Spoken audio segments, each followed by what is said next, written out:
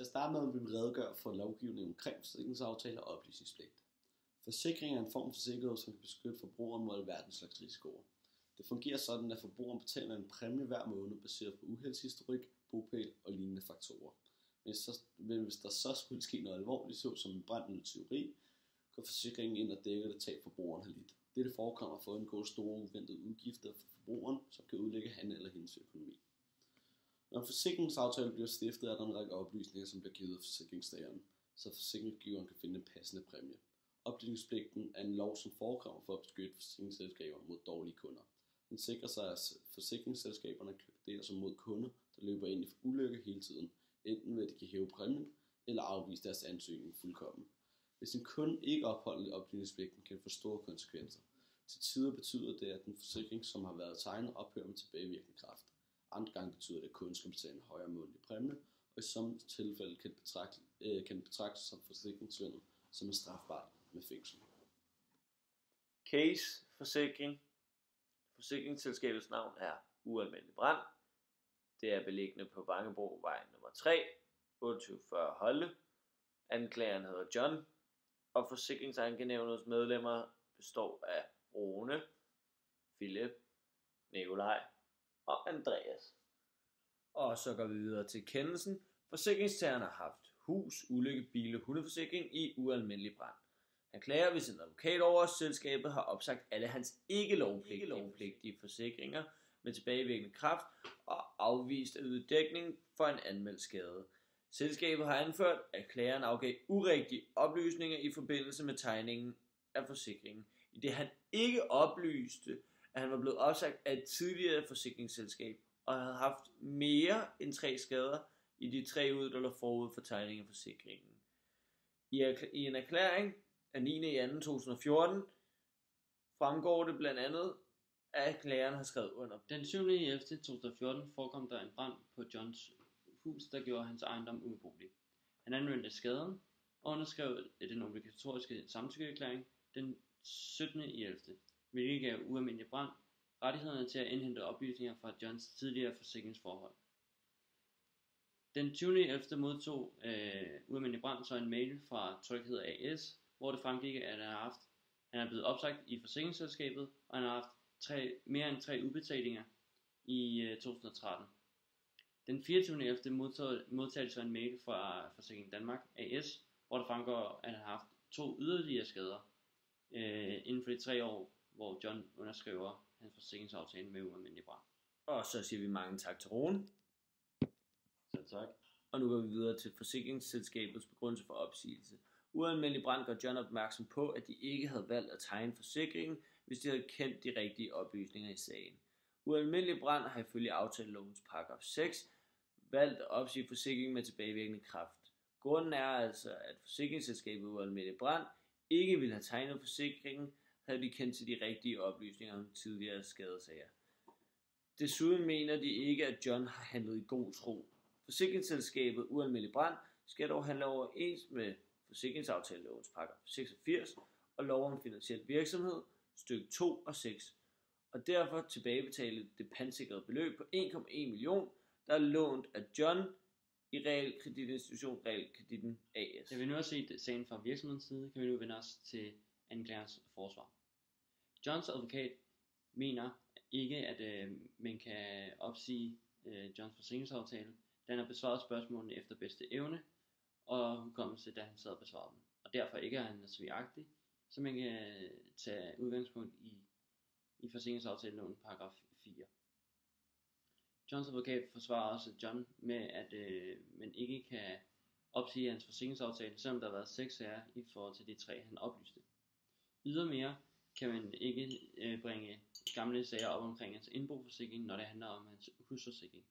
Derfor mener Johns advokat, at han skal have medhold i forhold til forsikringsaftaleloven paragraf 6 stykke 2. Så nåede afgørelsen at sige, og nævnet fandt frem til følgende.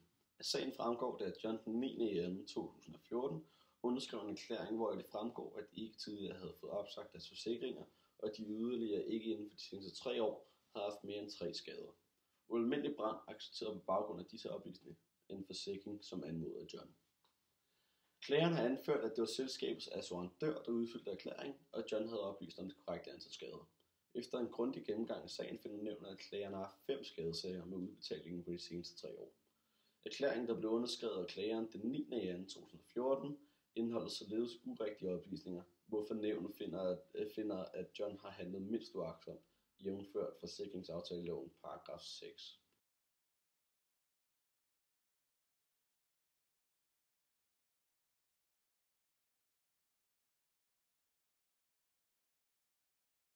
Nævnet finder, at klageren ikke har bevist, at selskabets assurandør blev oplyst om det korrekte skadesomfang, og om at klagerens tidligere forsikring var blevet opsagt af et andet forsikringsselskab.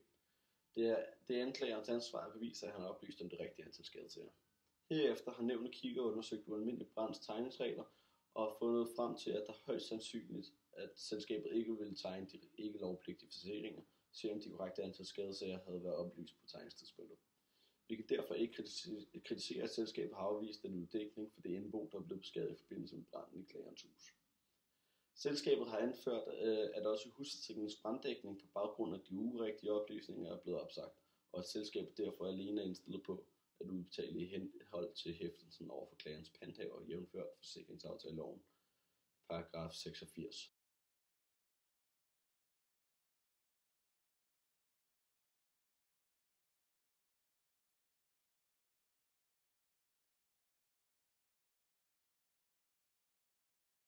Og lov om finansiel virksomhed, paragraf 60.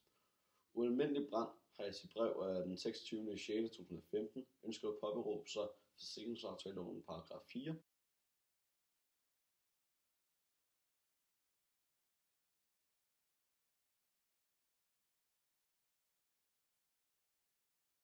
Som grundlag for ophævelsen af klagerens lovpligtige forsikringer, herunder husforsikringens branddækning. Som sagen foreligger oplyst, finder nævnet, at selskabet på det tidspunkt er afskåret for at påberåbe sig paragraf 4, i det selskabet i relation til klageren er bundet af indholdet af selskabets brev af den 3.12.2014. I dette brev oplyste selskabet, at klagerens brandforsikring for huset fortsat bestod med en forhøjet præmie. Som sagen foreligger oplyst, finder nævnet, at selskabet på det tidspunkt er afskåret fra at påberåbe sig paragraf 4 i det selskab i relation til klageren er bundet af indholdet af selskabets brev af den 3.12.2014. I dette brev oplyste selskabet, at klagerens brandforsikring for huset fortsat bestod mod en forhøjet præmie. Nævnet har også set på det forhold, at selskabet ualmindelig brand lavede en fejl, som de anførte den 26. 6. 2015 omkring deres brev til John den 3.12.2014. I det, at forsikringen skulle have været opsagt med henvisning til forsikringsaftaleloven paragraf 4, men mener, at selskabet er ansvarligt for den fejlagtige kommunikation som professionel art i dette forhold. Men vi mener, at selskabet er ansvarligt for den fejlagtige kommunikation som en professionel art i dette forhold. Vi mener yderligere, at klageren John ikke har givet urigtige oplysninger i forbindelse med sin brandskadeforsikring, og derfor skal det ikke ses i relation til den forsikring. På den baggrund finder nævnet, at forholdet skal afgøres af forsikringsaftalelovens paragraf 6, der følger af paragraf 6 stykke 2, altså frem selskabet ville have overtaget forsikring blot på andre vilkår, hæfter det i det omfang, det som mod den aftalte præmie ville have forpligtet sig. Altså en præmie på 6.334 kroner. Nævnet finder derfor, at selskabet skal yde en dækning for anmeldte brandskade på huset i overensstemmelse hermed. Det forhold omkring, at anklageren ikke har betalt præmien, skal ikke tillægges betydning, i det selskabet ikke ses at have opsagt bygningsbrandforsikring i overensstemmelse med regler om præmieresistance, som ses i forsikringsaftalelovens paragraf 12-17.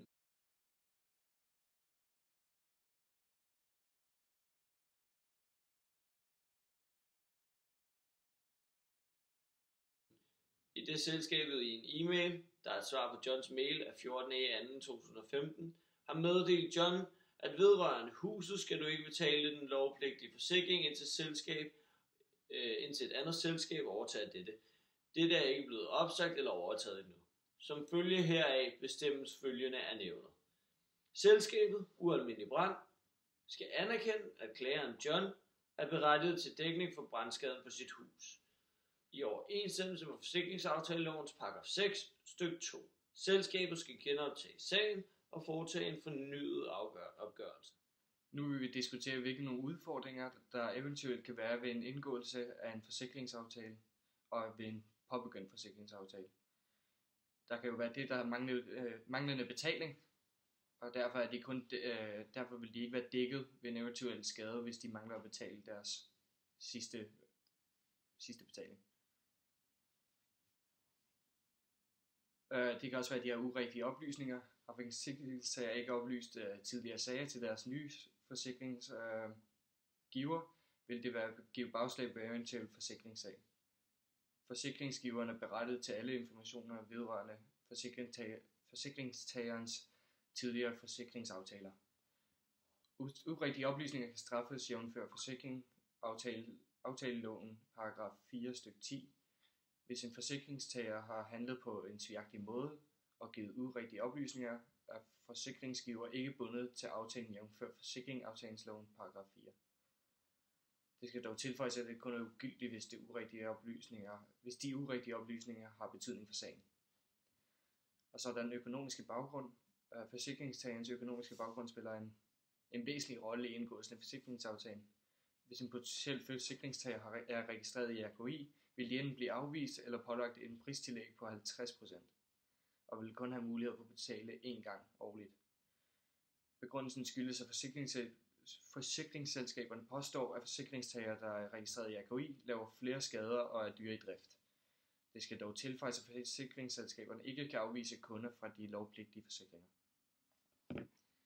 Så der er sygdomshistorik, og det er om det er afligt eller det er din egen sygdomshistorik.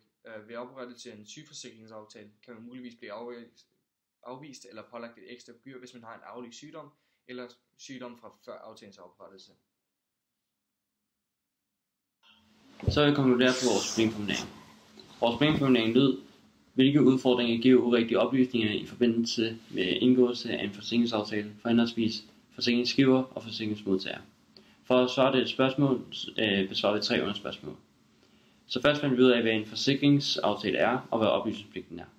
Forsikringsaftale er en aftale, der beskytter forbrugeren i form af en forskellig slags risici. For eksempel hvis et hus brænder ned, så kan han få dækket sin økonomiske tab af forsikringsselskabet.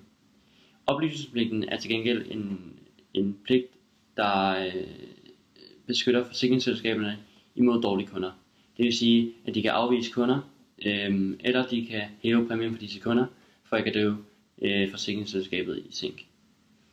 I vores undersøgelse dykker vi ned i en forsikringssag med ualmindelig brand som forsikringsselskab og vores anklager John. Her så vi på, hvad urigtige oplysninger fungerer i praksis, og hvad det betyder for en forsikringsaftale. Her så vi, at forsikringsselskabet ikke kan påråbe sig paragraf 4, men vores forsikringsanklager John fik medhold i forbindelse med at påråbe sig paragraf 6 stykke 2. Vores diskussion til sidst handlede om, hvad der ellers kunne give problemer i forhold til en forsikringsaftale. Her så vi på manglende betaling, urigtige oplysninger, forsikringsaftalens økonomi og hans sygdomshistorik kan alle sammen give problemer i forhold til en forsikringsaftale. Så for at konkludere på vores spørgsmål og vores problemformulering, så kan man sige, at der er mange forskellige slags udfordringer ved en forsikringsaftale. Og at man kan dykke ned i forsikringsaftaleloven og finde ud af, at man har ret til forsikring, eller at man ikke kan modtage forsikring, fordi ens oplysninger er såkaldt uagtsomme.